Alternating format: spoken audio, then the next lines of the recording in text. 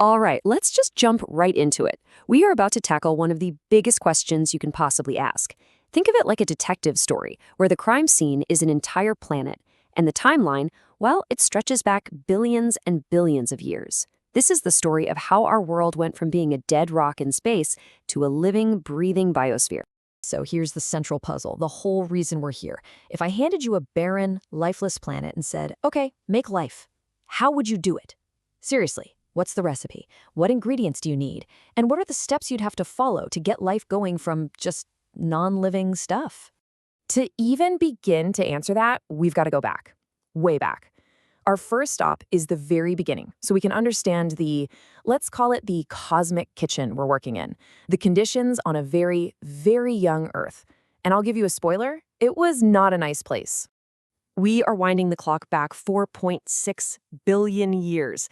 That's a number that's almost impossible to really wrap your head around, but it's so important. This is when our planet was just a baby, really, a chaotic ball of molten rock constantly being slammed by asteroids and comets.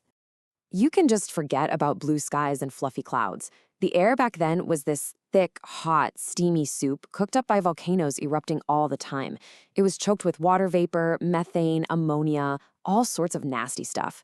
But the really key thing here is what wasn't there. There is practically zero oxygen. Now, this lack of oxygen created what chemists call a reducing atmosphere.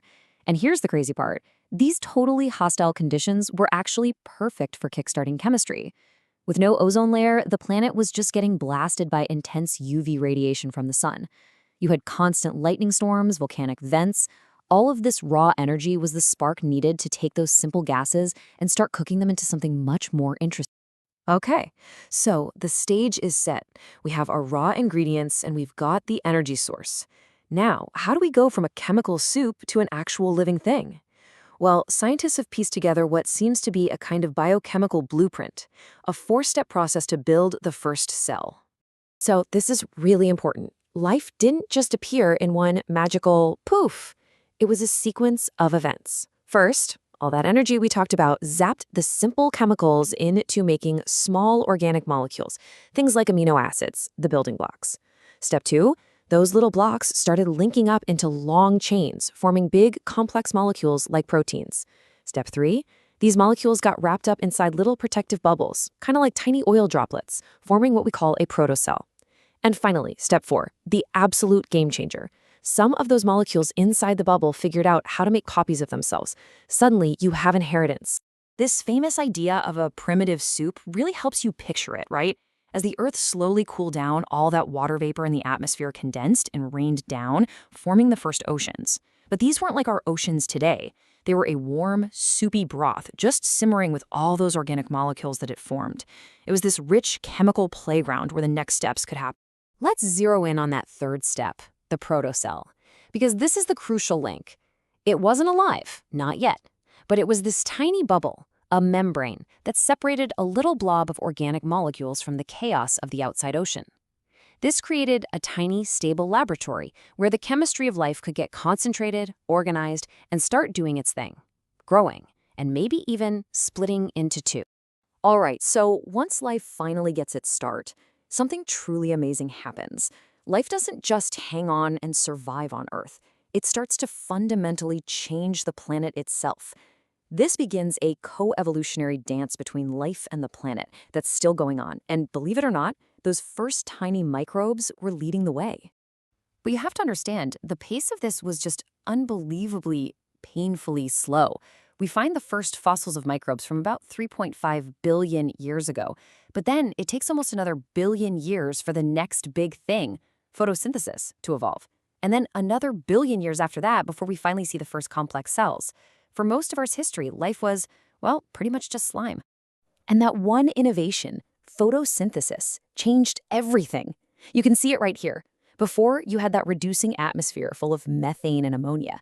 But these new little bacteria started using sunlight for energy. And in the process, they started pumping out a waste product. That waste product was oxygen.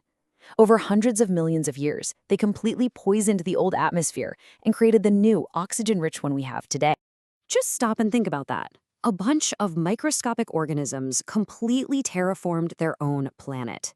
This event, often called the Great Oxidation Event, was probably the biggest pollution crisis in Earth's history. It was deadly to a lot of early life, but it also paved a way for a much more powerful way to get energy from food, which is what would eventually fuel all the complex animal life to come, including us. So, after billions of years of moving at a glacial pace, the stage is finally set. We've got oxygen, we've got complex cells, and now evolution just kicks into overdrive. The last 500 million years or so have been a total mad dash of innovation, creating the incredible diversity of life we see all around us. Just look at how fast things start moving now. We're talking millions of years ago, not billions. The first simple animals appear. Then, in a geological heartbeat, life makes the huge leap onto land.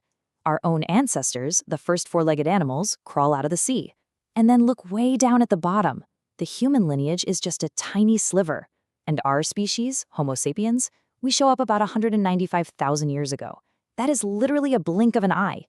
You know, moving on to land was one of the most dramatic chapters in this whole story. It wasn't easy. Plants had to evolve plumbing, these vascular systems, just to stand up straight against gravity. The first animal pioneers were critters like insects and spiders, who already had a handy exoskeleton for support. But then came the big one.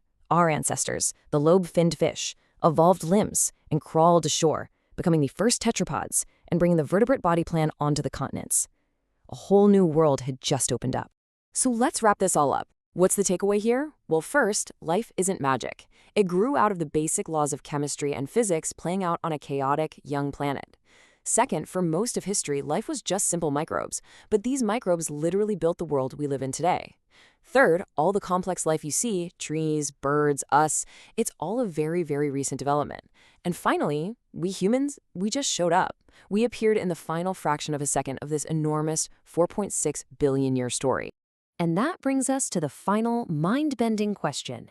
We've seen the recipe, we've laid out the steps. It happened here on this planet.